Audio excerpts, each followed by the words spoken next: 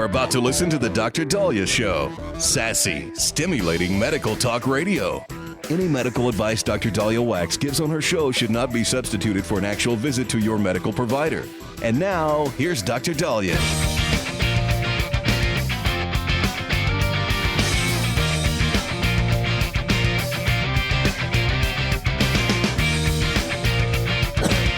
We are back on the Dr. Dahlia Show. Thank you all for tuning in. 1-877-DOC-DALI, 1-877-DOC-DALI. So we learned this morning that Trump was going into the Situation Room to meet and make a final determination of the deal with Iran. And, as much as I want the current Iran regime gone, and I want the Iranians freed, and I want them to never have a nuclear capabilities ever. This has kind of been a back and forth where, we get all excited that something's going to happen, and then Iran decides to screw with us. And then, there is no ceasefire, or you have one person representing Iran, but then somebody says, oh, he doesn't represent us. So it's been a little chaotic. But being that Trump is in the Situation Room, being that he has laid out, not only on Truth Social, but as released to the media, the Iran does not control the Strait of Hormuz. They do not have control of a nuclear weapon. Uranium enrichment, I think, is still on the table, but they are the removal of the current dust would be done by the U.S.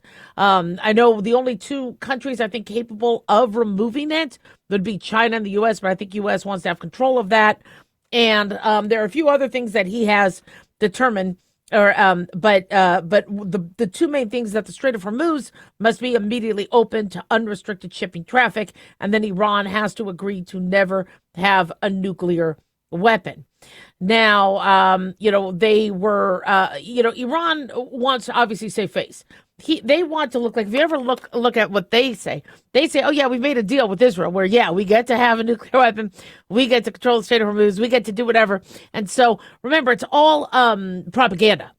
I believe Iran has only started to very slowly reopen up their internet.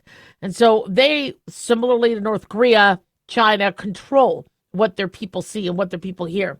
And so what we're hearing from America's side may be very, very different from what Iran is telling their people and what Iran is, broadcasting from their end.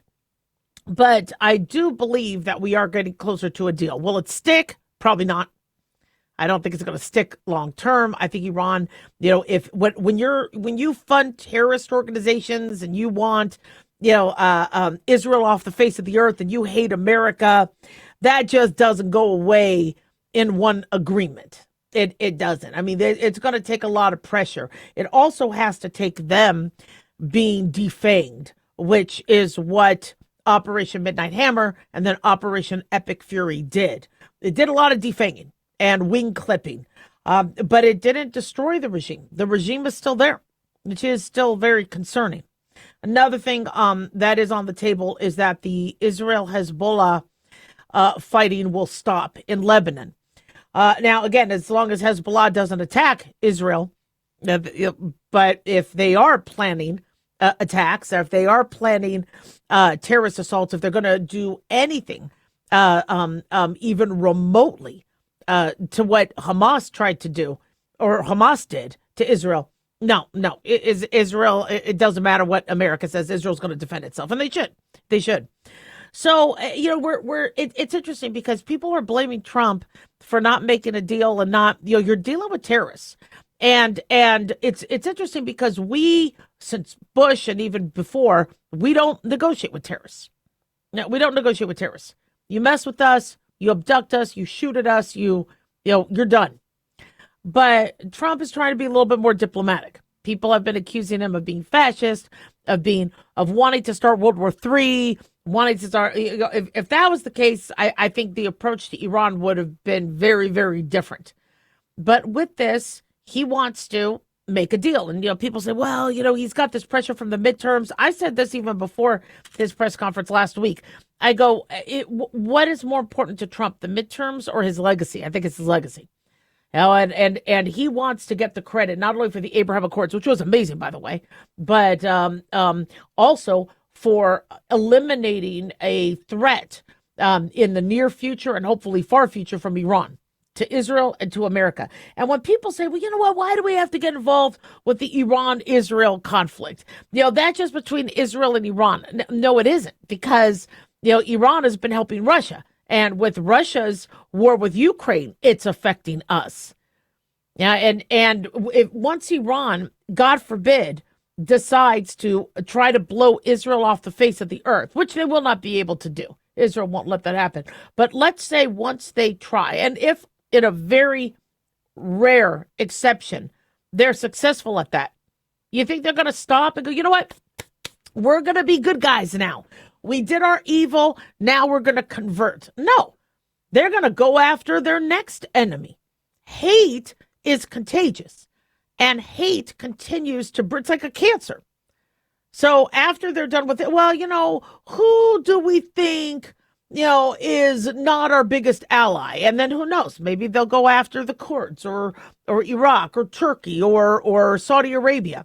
We've already seen who they dislike because they've been sending drone attacks, and which is why the unspoken truth is what's been going on under the scene, behind the scenes. And underneath the surface are these other countries saying, Trump, Israel, do what you got to do.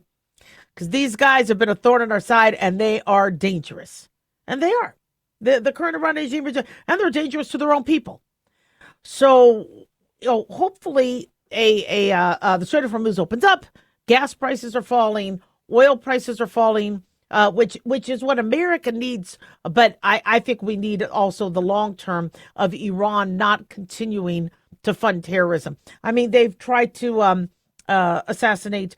They've come up with plots, to try to assassinate President Trump. And I still wonder how involved they were with the Butler, Pennsylvania shooting.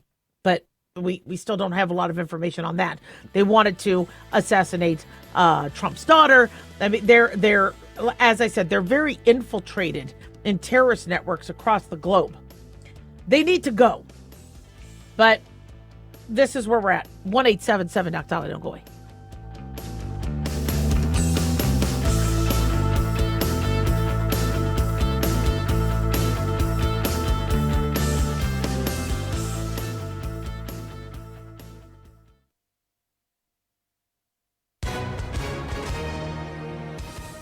Hi, everyone. Super Bowl champ Vernon Davis here from Legal Help Center. If you've been injured in an accident and think you deserve compensation, listen up, because we have legal professionals standing by right now to answer your questions for free. You can find out if you have a case and how much it's potentially worth. The call is free, the consultation is free, and you can speak with a live agent right now. So if you or someone you know were injured in an accident of any kind, call now to find out if you have a case and how much you could potentially get. Thanks, Vernon. You heard it, folks. If you've been injured, call and find out how much you qualify for. Call 800-679-0800. That's 800-679-0800. 800-679-0800. Advertisement sponsored by Legal Help Center. May not be available in all states. Not available in California.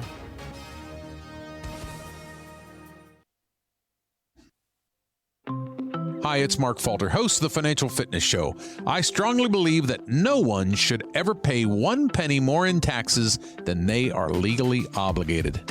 Unfortunately, for most hardworking Americans, this just isn't the case. Why? Because most people spend more time planning next weekend's getaway than trying to ensure they're going to pay less in taxes. My financial fitness team has put together some materials that I know are going to help you. It's the Tax Savings Kit. Tax Savings Kit includes 3 things: free tax analysis, top 10 ways to pay less in taxes, and an investor's guide to taxes. Now, how do you get it? Simple. 866-764-2635. Again, 866-764-2635. I'm Mark Falter. This is Financial Fitness, making personal finance profitable.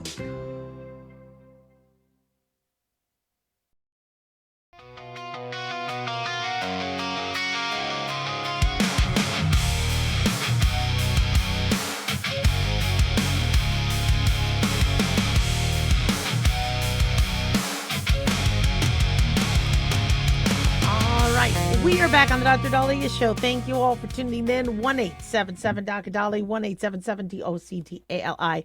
Big thanks to Talk Media Network for making the show happen. Big thanks to Daniel, our producer, and big thanks to you all for tuning in. We really do appreciate it. Don't forget to follow us on Twitter at Dr. Spelled Out Dahlia, Facebook, the Dr. Dahlia Show, and on YouTube, click like and subscribe. So are healthcare costs going up or down? And is AI decreasing healthcare costs or increasing it?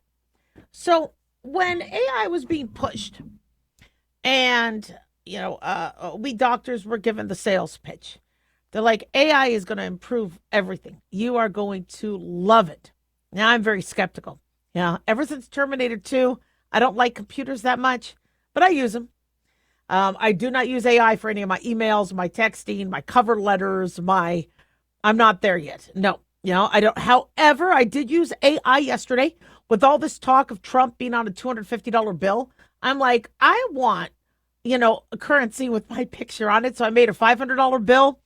That was AI. I kind of like that. It's fun to play with. But we're not playing when it comes to medicine and medical care. And so the big concern I had early on is if AI was going to be used in healthcare, it's going to start making doctors or medical students lazy. Now, I know people like, Dr. Dahlia, no, it's going to be a tool. It's going to be a tool. Well, I remember when I told you United Healthcare got hacked, or no, there was a hospital system that got hacked. And medical students were calling me, asking me how to do a sliding scale. And I wasn't their current professor. And I'm like, you don't know how to do a sliding scale? They go, well, we would hit the button. I'm like, what? A button? You didn't write out your... I was a doctor in the 90s. We had to write out all the orders with my bad handwriting. Now, rather than type, you could just click a button for sliding scale. Now, I get that's nice and easy, but you don't know how to do sliding scale insulin? And so that's, always concerned to me. What happens when the lights are out or the power goes out? Can you still do medicine? Now, majority of the student and doctor does. And I believe the medical schools are picking up on some of the vulnerabilities if students get very, very used to tech and very reliant on tech. But if we are using AI to look at MRIs and mammograms, I think that's fantastic. I think it's absolutely fantastic. But I don't want to see humans get lazy. There's been studies after study saying that workers are starting to, now the AI is going to catch it. And if there's a problem and something goes wrong, I could blame AI. And in medicine, one thing that has kept doctors being on the straight and narrow, the majority of them, and, keeping their nose to the grind, or however that saying goes, is because if a doctor messes up or misses something, they're sued. They're liable. They could lose the ability to practice medicine, lose their license, lose their home, lose their kids' college education by one lawsuit. So doctors are going to make sure they do everything correct. It almost makes you a little OCD. But in medicine, a patient's life, you don't do anything half-assed. You do everything by the book.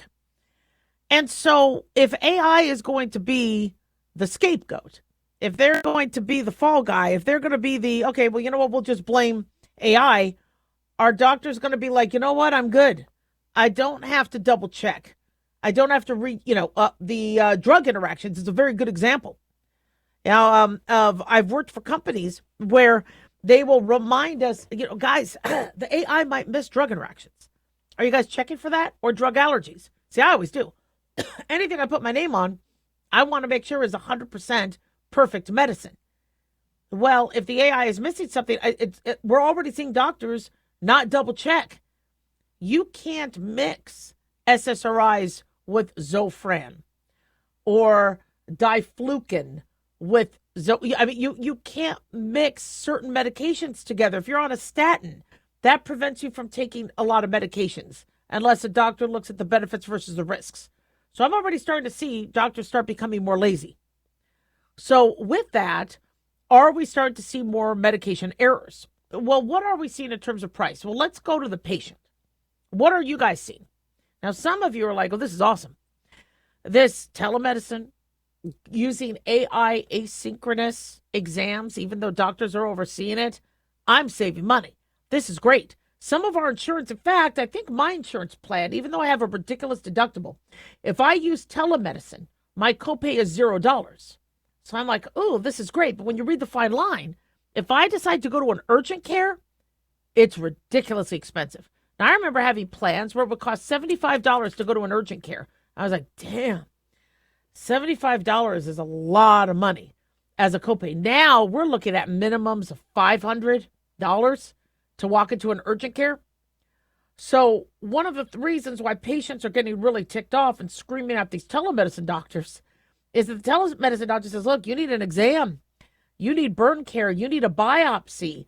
You need an exam of your lungs. You need to go in. And they're like, but we're looking at $0 copay to $500. And so some patients are noticing that it is costing them more because they can't use AI asynchronous or telemedicine. In terms of what doctors are doing, so look at overall healthcare costs for insurers and employers.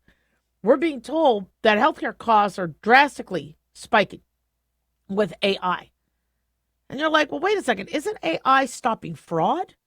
Isn't AI eliminating medication errors and things like that? Well, what's happening is when I used to write out a note, I would code mostly level 3s. Level 2 was roughly a nurse visit. A doctor, the lowest paying visit for a doctor is a level 3.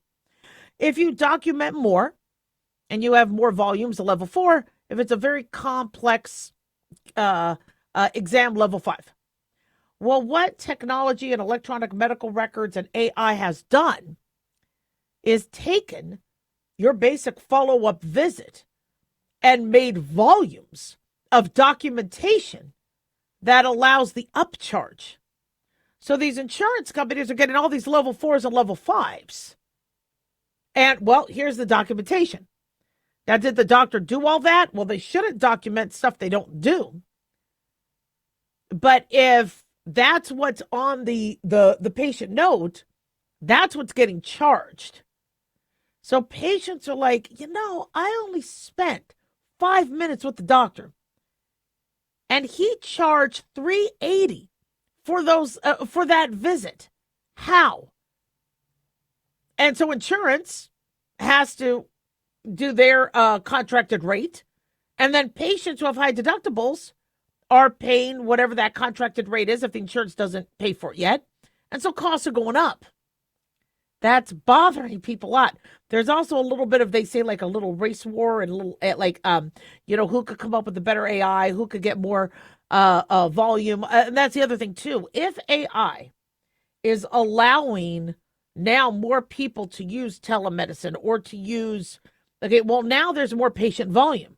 Well, with higher patient volume, insurances are now paid for more patient visits. Now, I want patients to get seen. I love the idea of patients having access, but these insurance companies are turning around and spanking us. I mean, Obamacare has been around now for 17 years? And you would think that after the initial, bombardment of our healthcare system and all the catastrophic spikes in deductibles and premiums, that it would kind of level off. No, every year, my insurance keeps going up. And as much as I want to blame patients being on Wegovy or Ozempic, which, even though Trump got it down to $500 a month, still, as much as I want to blame that, no, insurance companies now are paying out on more people. So if there's more, and even a telemedicine visit, whether they're paying $25 or $45, see, I used to get in my office in the early 2000s and teens, $25 or $45 from the insurance company. Well, if that's what they're paying telemedicine companies, and people are seeing thousands and thousands and thousands an hour, their prices are going up. I mean, these are these are some concerns. And then another thing that is happening is in my office, you had a variety of very, very complex patients and then someone's, is coming in for something simple. I love my SSRI. I'm doing really, really good. No homicidal or suicidal ideation. I'm sleeping well. I'm not gaining weight. I want a refill. I would talk to them, evaluate them, give them their refill. Or if they had a UTI. Now that a lot of the more quote-unquote simpler cases, although no case is simple, is going to telemedicine, all the complex cases are going in to urgent care, the doctor's office. So they're all charging more because their cases are more complex. So those are some of the reasons why prices are going up. 1-877-Doc-Dolly, don't go away.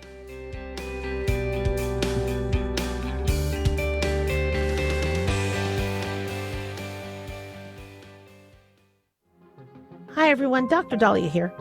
Thousands of physicians, residents, nurses, and medical students are silently dealing with depression.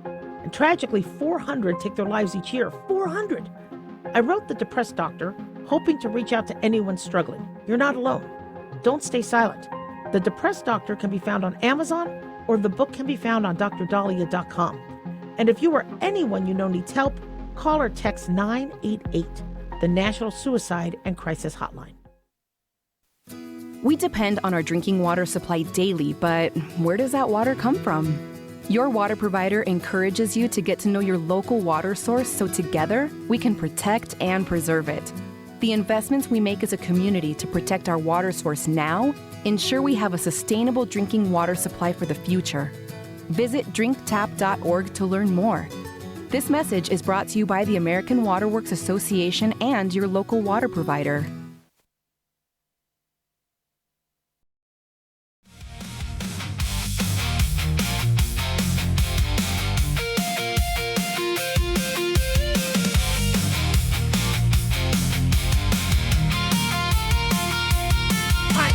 We are back on the Dr. Dolly Show. Thank you all for tuning in. 1-877-Doc-Dolly, 1-877-DOCDALI. So Harvard is, I guess, holding back giving out A grades.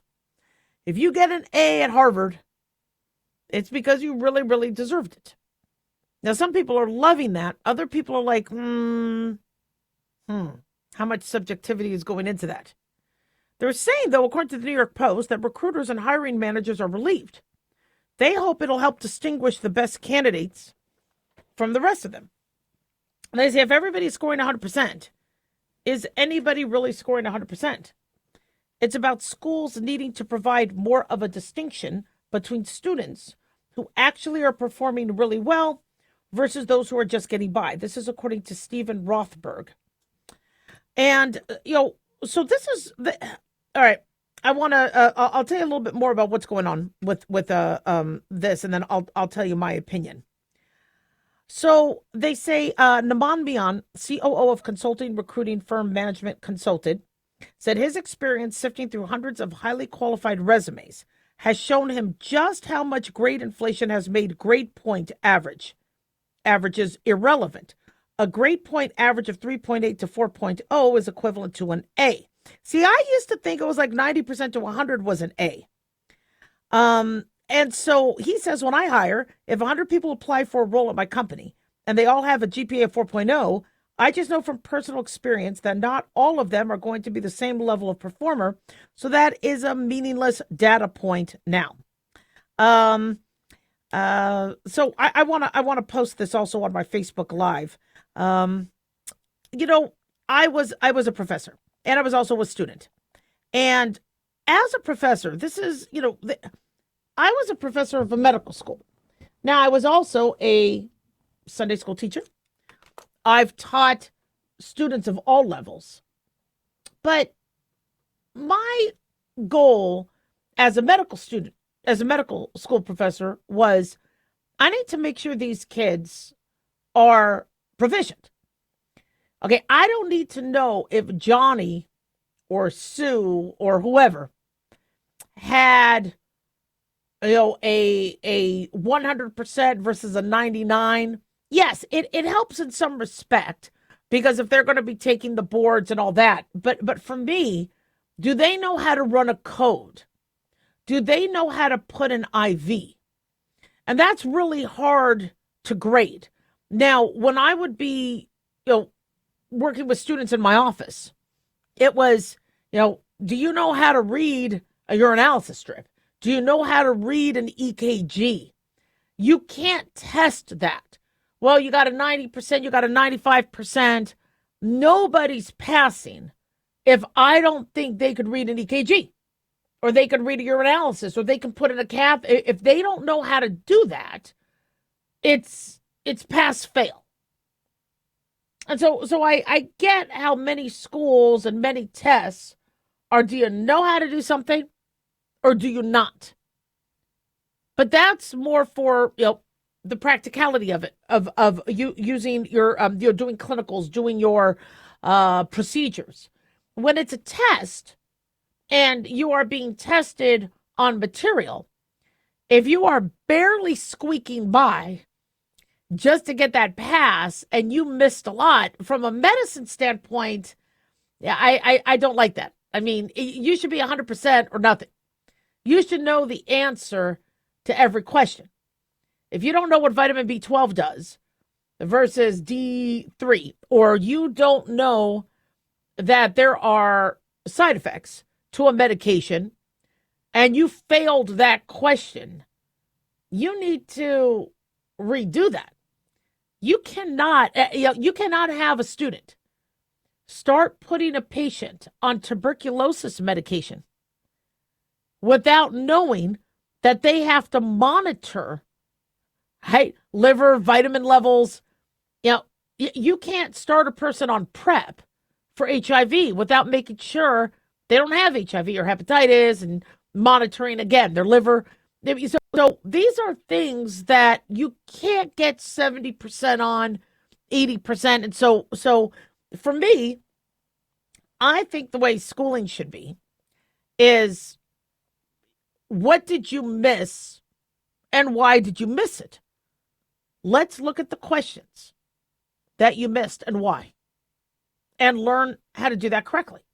Well, I've been in spelling bees. I went to 12 schools as a kid, and I did fairly well in spelling bees. But I really remember some of the words I missed, like separate. I missed the word separate because I spelled it Seperate. So I missed that one word, and I lose the spelling bee. But I can't go through life not knowing how to spell separate. Well, I have never forgotten that it's Separate. Why? Because that one thing I missed, they told me how I missed it, why, and I'm like, oh, okay, I need to get it right, because I can't be misspelling that word the rest of my life. Looks like in the spelling bee, I didn't know how to spell the word. Fixed. So with Harvard saying we're not going to give everybody A's, I'm mixed on that. Because, if you get an A at Harvard, I mean, like, damn, that's pretty impressive.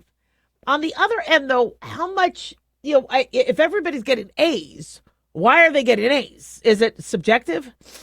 Is it, there has to be a little bit of uniformity. If you are going to teach where I need to make sure that everybody knows the information. Now, I know some of my students who might be listening to this, or some of my colleagues are like, wait a sec, Dahlia, when you taught medical school, almost every one of your students got A's. Well, because I tested them on material, and I made sure they all knew, I don't want a lack of proficiency. And it wasn't that I gave an easy test. I don't think a professor should be giving them esoteric BS. Is you need to know this. And if you don't, you need to do it again and do it again. So right before a test, and I would do a review and all that, you guys need to know this for real life, because I taught more of the practical medicine type stuff. H&P, communication, things like that. Medical Spanish. I mean, you need to know how to do that. And so if a lot of my students got A's, that's because I designed that class and I designed that test to ensure that nobody left that class without knowing how the hell to do the either the procedure or the assignment, or knew the material. Now, if that's what Harvard is doing, and that's why everybody was getting A's, okay. But was it that the teachers didn't care? Was it that people were using AI or ChatGPT for their answers? And so I get that, you're a recruiter and you're like, well, I want to use GPA to stratify people and filter them out. But you need to also know, how were they being tested? Now, I went to UNLV.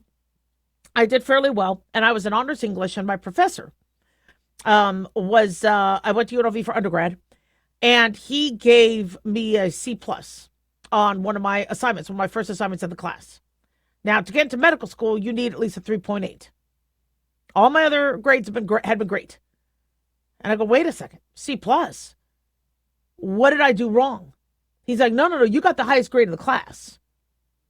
C+ is the highest grade I give. I'm like, okay, thank you.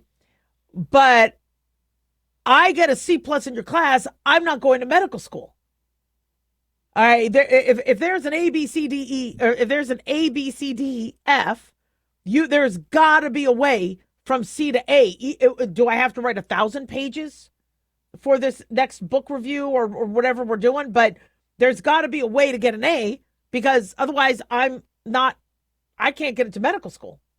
Well, I was working multiple part-time jobs. I think I had midterms. And so with the next assignment, I'm like, you know what? He's only going to give me a C anyway. So I didn't even read the book. I turned something in. He gave me an A-. So squeaky wheel gets the grease. But, there's a lot of subjectivity to grades. So I'm mixed on whether GPA should stay or go. But what I am more for is make sure a student is proficient before they pass. The 1-877-DOC-DOLLY.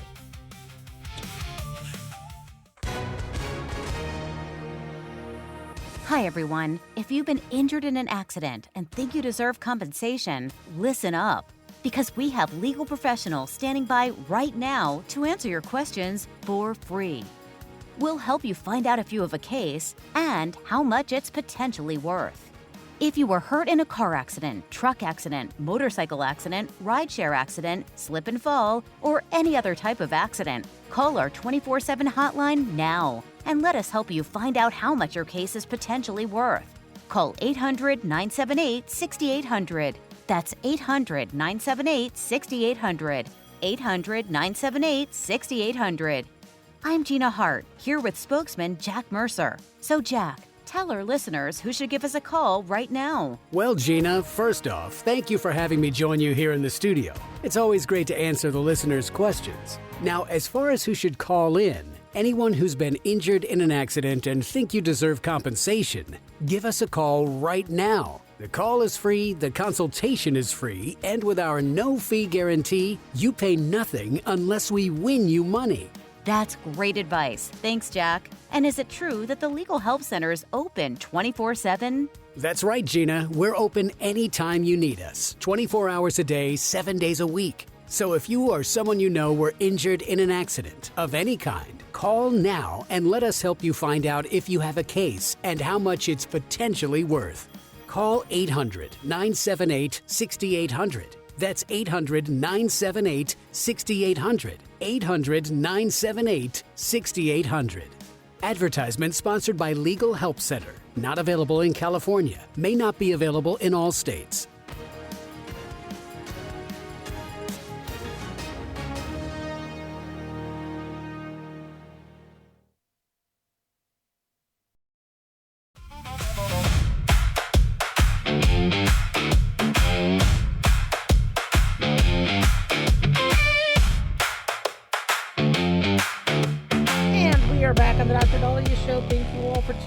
in 1-877 Doc Dolly 1-877 DOCDALI. So we know sitting for long periods of time is bad, but this article caught my eye. They said one type of sitting, the type of sitting that you do, may pose greater dementia risk than another. So I'm thinking to myself, is this, which butt cheek you're leaning on? So according to Fox News, researchers have believed that prolonged sitting could raise dementia risk. But what about a particular type? Right? Let's break that down. Well, the research was published in the American Journal of Preventive Medicine in March, found that replacing mentally passive sedentary behavior with mentally active sedentary behavior was associated with a significant reduction in dementia risk. So mentally active sedentary behavior could be reading, office work, other activities that keep the brain engaged while sitting.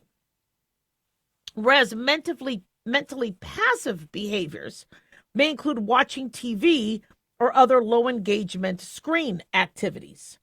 So if you're sitting and working and typing and clicking and shifting and yelling at the dog and doing, because my dog, oh my gosh, I don't want to go into it. But anyway, I love my animals. Oh my gosh, she yells at her dog. Yeah, I yell at the dog. Dog doing pee-pee house, dog's eating the cat foods. Yeah, I'm going to yell at the dog. But when you're aware and you're shifting and you're moving. But if you're sitting there, going, oh man, and you're just watching a show and your mouth is open and, for an hour, no. So Swedish researchers analyzed the data of more than 20,000 adults between the ages of 35 and 64 who were tracked over a 19-year period between 1997 and 2016. Participants answered questions about their sitting habits, physical activity, and other lifestyle behaviors, while dementia diagnoses were identified using Swedish and health and death records. Mentally active sedentary behavior was associated with a significant reduction in dementia risk. Now, I know one of you was like, well, wait a second. What about playing video games on the computer? I don't know where that would qualify because it depends on your video game. If you're doing Candy Crush, which is click, click, click, or if you're sitting there going pew, pew, pew with your arms, I think there is a difference. Now, this study was based in Sweden, and the release said the findings are likely generalizable to a wider global population and can help inform public health guidelines and preventative strategies to reduce dementia. So passive and mentally engaging sedentary habits affect your brain health. They say while all sitting involves minimal energy expenditure, it may be differentiated by the level of brain activity. Now, this doesn't mean, all right, Dr. Dahlia said I could sit on my computer because it's still going to stave off dementia risk. No. Sitting for long periods of time is bad. But it's more bad or badder if you're just sitting there watching TV or clicking on your solitaire. So we need to keep our brains functioning. Now, people have always asked, why is sitting hurting your brain? We know that it could increase colon cancer. We know it could hurt your heart, cause you to have weight gain. Is that why? Well, the sedentary behavior, I think it's multifaceted. I think there's a lot of aspects to you sitting for long periods of time. One is if you're sitting for long periods of time, you're not outside getting some sun, getting some fresh air, and you're not exercising. So lack of exercise can put you at risk for dementia. We don't want you to get melanoma, but we still want you to get outdoors, right? And get, even with sunscreen, and just get yourself some fresh air and be with nature. Number two is if you're sitting for long periods of time, your blood is pooling. You're not as, your cardiac output isn't increasing. You're not using the organs to the degree that you should. If you don't use them, you lose them. And then it looks like a big part of it is sedentary behavior is what you're doing. If you're just sitting there, staring at, although Game of Thrones, boy, I would love to see an EEG of my brain activity watching that, because I got to tell you, that was just crazy.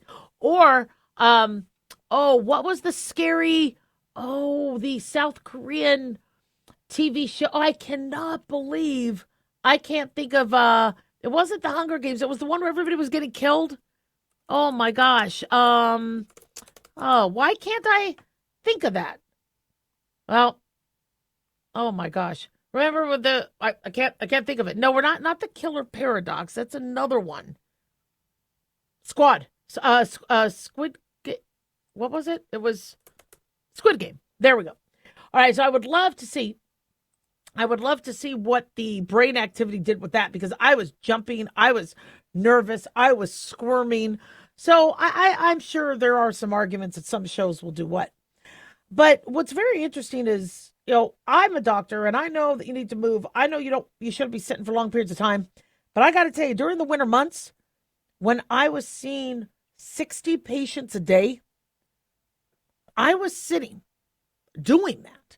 And I remember getting up after seeing, let's say, 20 in a row, going, I'm going to get a blood clot from this.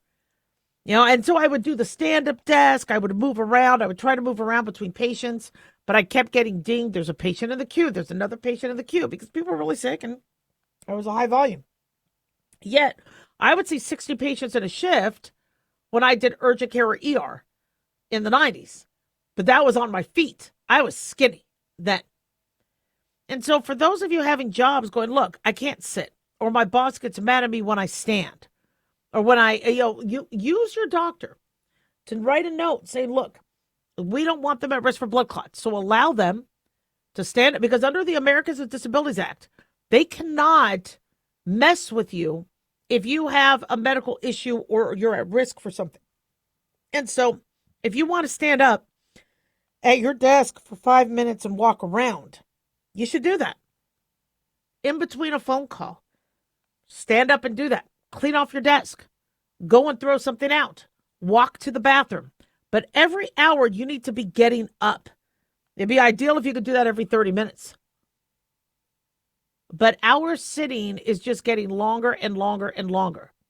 We're scrolling through phones. Now I make a rule that if anybody calls me and I'm talking to them on the phone, I'm going to walk and talk. I will not sit and talk to a person.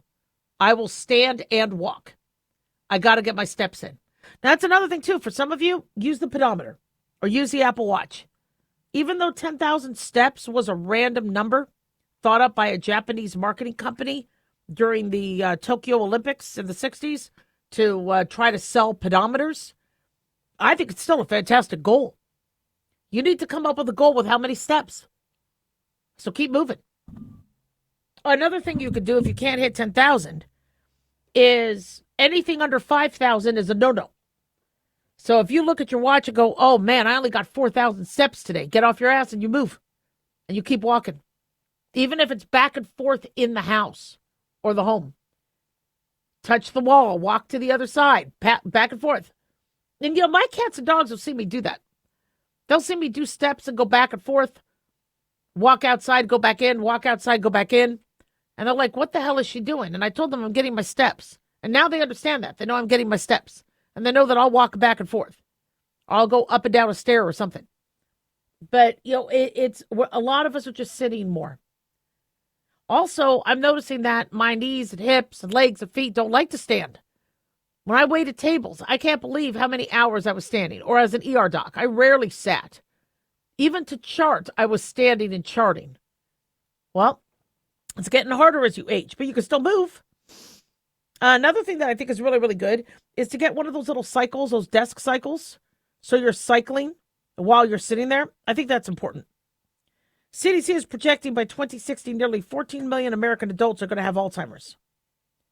One recent study published by the Alzheimer's Association found that a person's biological age may be tied to dementia risk, not to mention eating unprocessed meat. So, that's not, or unprocessed food. Although, wait a second. There's one study saying it might actually help. Yeah. Oh, yeah. Processed food will hurt. Processed food. Unprocessed will help. Sorry about that. 1-877-DOC.